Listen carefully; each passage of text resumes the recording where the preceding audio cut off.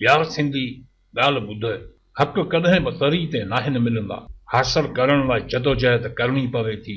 असीं बसि हुकूमत ते तनक़ीद कयूं था त कुझु कोन थी करे, जॾहिं त असांखे हासिल करण जे तरीक़े जी ख़बर कोन्हे। अच्छा, पोइ तूं तरीक़ो ॿुधाए भला कीअं पंहिंजा हक़ वठजनि। ॾिस, पंहिंजा हक़ वठण जो सभ खां आसान तरीक़ो इहो आहे त पुरअमन एहतजाज करे पंहिंजे बुनियादी मसइलनि खे ऐवाननि ताईं पहुचायो वञे। पोइ हक़ मिली वेंदा। लॻे थो तूं अञा हिते जे माहौल खां वाक़िफ़ न आहीं। तोखे छा थो लॻे असांजा माण्हू एहतजाज कोन था कनि? इहो वाहिद अहिड़ो कमु आहे जेको सालनि खां कंदा पिया अचूं, पर नतीजो सभिनी जे साम्हूं आहे। ॾिसो, असांजी अक्सरियत ही सोचे थी त क़ौम वटि शऊर कोन्हे, इन करे महरूम आहियूं। बिल्कुलु इहा ॻाल्हि ग़लति कोन्हे त शऊर खां बग़ैर सोजरो मुमकिन न आहे, पर सवाल ही आहे त छा हिते पूरी क़ौम शऊर खां मंझंदा? हिते अदीब आहिनि, दानिशवर आहिनि, शाइर आहिनि, लेखक आहिनि, इंजीनियर हिते, डॉक्टर हिते, प्रोफेसर हिते। ज़िंदगी जो उहो कहिड़ो शोबो आहे जेको असां वटि कोन्हे, या जंहिंमें असांजा माण्हू महारत नथा रखनि? क़ौम जे उन्हनि फ़र्दनि खे छॾियो जेकी अञा बि शऊर खां परे आहिनि, पर जेकॾहिं असां उन्हनि माण्हुनि खे ॾिसूं जेकी तालीम याफ़्ता आहिनि, शऊर रखनि था, उन्हनि पंहिंजे शऊर मां क़ौम खे अॼु ॾींहं ताईं कहिड़ो फ़ाइदो ॾिनो? ईअं नाहे त शऊर रखंदड़ माण्हू आवाज़ नथा उथारियनि, बिल्कुलु आवाज़ उथारिनि था, ज़ुल्म ख़िलाफ़ एहतजाज कनि था, रोडनि ते निकिरनि था, पंहिंजनि बुनियादी ज़रूरतनि लाइ घोड़ा घोड़ा कनि था, पर मोट में असांजे ऐवाननि में वेठल असांजा सभागा हुक्मरान कहिड़ियूं पगूं ॿधाइनि था। इन हक़ीक़त खे लिकाए बि नथो सघिजे। अदा हिते एहतजाज पुरअमन ई थियनि था। असांजा माण्हू खे गोला बारूद खणी रोडनि ते कोन था निकिरनि, या एजेंडा में वज़ीर आला हाउस या क़ौमी असेंबली में कैबिनूं लॻाइण जी घुर कनि था। हींअर ताज़ो हैदराबाद ऐं बदीन रोड जे विच में अयूब होटल वटि अवेज़ निज़ामानी जी अॻवानी में जेको शेख भिरकियो डिगमोरी खां टंडो मोहम्मद खान ताईं रोड जी बहाली लाइ धरणो हणियो वियो, उन धरणे में शामिल माण्हुनि सां कहिड़ो हशर कयो वियो, पाण ॾिसी वठो।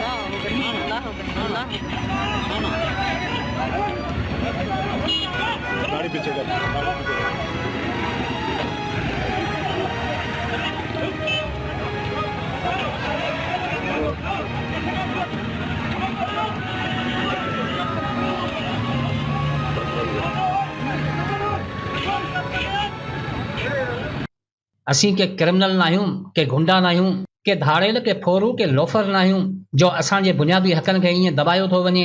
रियासत जो कानून असांखे एहतजाज जो हक़ ॾिए थो, ऐं रियासत जो ई इदारो एहतजाजनि मथां फायरिंग करे थो।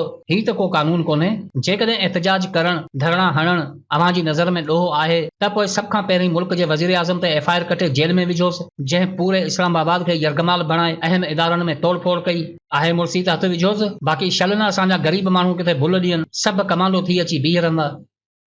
इहो सही आहे, पर कहिड़ी वजह जो असां सां अहिड़ो वर्ताव कयो थो वञे?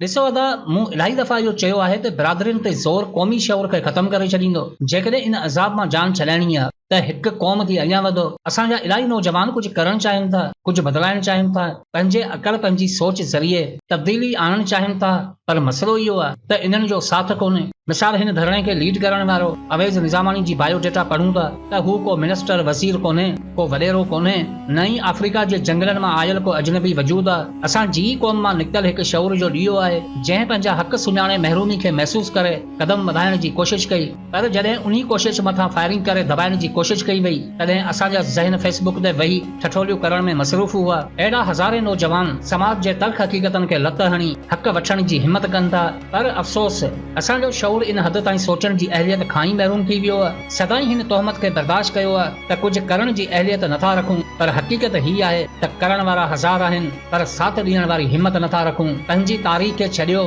माज़ी जे किरदारनि खे बि विसारे छॾियो आहे। ॿियनि ते तनक़ीद करण खां पहिरीं पंहिंजे पाण ते गौर कयो त असां पंहिंजी क़ौम सां कहिड़ी वफ़ा कई आहे। क़ौम जी बका लाइ चयल हिकु लफ़्ज़ बि वफ़ा जो मोती हूंदो आहे। ऐं असां सालनि जी जदोजहद खे बि मुनकरी जो नालो ॾियूं था। जंहिं इदारे जे सिपाही जे साम्हूं असांजो साह थो वञे, उन इदारे जे मेजर खे असांजी हिकु बेवा, ॿुढड़ी, लाचार, बेवस ऐं अकेली औरत माई जिंदो फाही ते लटकाए छॾियो। अहिड़ो अज़ीम किरदार यादि बि आहे तव्हांखे? छा तव्हांखे ख़बर आहे त माई जिंदो जहिड़ो किरदार ज़िंदगी जे मुश्किलातुनि सां जंग विड़ी रहियो आहे? वफ़ा जी ॻाल्हि कयो था त निभाइण जा जुज़ा बि दिलि में रखो। धारियुनि सां बग़ावत कहिड़े मुंहं सां कयूं जॾहिं त पंजनि में वफ़ा जो वजूद ई नथो मिले। पार्टियुनि जे नारनि जी छांव हेठि गैरत जा मादा निंड पिया कनि। सुजागी जा पहर दजाली ताक़तनि वटि क़ैद आहिनि। दिलि में लफ़्ज़नि जो ज़ख़ीरो आहे त मुंहं में ज़बान कोन्हे। ज़बान आहे त चवण वारी सग गुलाम आहे। हू निज़ामानी, हू सैयद, हू मल्हा, हू चांडिया। मसइलो असांजो त नाहे जो हथ विझूं। इन्ही सोच, इन्ही अमल असांजी हालत ही करे छॾी आहे त अॼु धरती धजनि खे गैर क़ानूनी ॼाणाए दर बदर कयो वञे थो ऐं धारियुनि खे उन्हनि जे झोपड़ियुनि मथां आबाद कयो वञे थो। हक़ घुरूं था त फायरिंग थिए थी, माठ कयूं था त ज़मीर मारे थो। उताकनि ते वेही वॾेरनि जा पेर चूमण वारी फितरत न हुई, न त ज़िंदगी खे ख़याली ख़ुशी असां बि ॾेई सघियासीं थे। ज़ातनि मां निकिरी अचो, न त ज़ातनि जा नाला त हूंदा, पर क़ौम जा अबोज माण्हू सभु जरावतन हूंदा।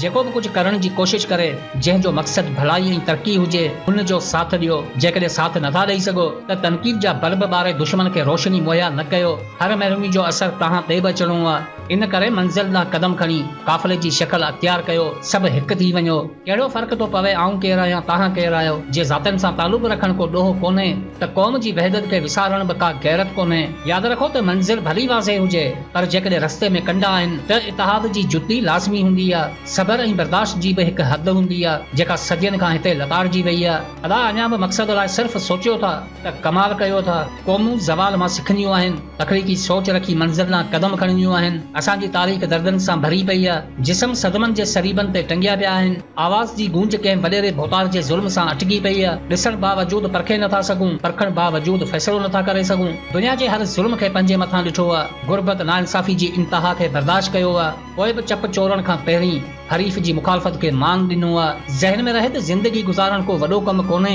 ज़िंदगी खे सुञाणण असुल कमाल हूंदो आहे। चापलूसी करण सवली आहे। हक़ ते बि आवाज़ उथारण ई असुल किरदार हूंदो आहे। केटी काटन पाइण सां मयार नाहे वधंदो। तारीख़ जा बाब लिखण लाइ ज़िंदगी खे कुर्बान करणो पवे थो। बिरयानी जी प्लेट ते सियासी जलसनि में डांस करण वारा जेकॾहिं गैरत जो ज़रो जिस्म में मौजूद हुजे हा त माइरनि जो सुकल छातियूं ॾिसी लुड़कनि जा ज़रा ज़मीन ते किरनि हा। गुरबत जी बैसाखी सां ज़िंदगी खे धिकण जो अहसासु हुजे हा। ऐं पोइ तव्हां बि हीअ हक़ीक़त सरे आम चओ हा त गमन जो कतारूं अंगण ते सजाए ज़माने में ईदूं कंदा था वतूं।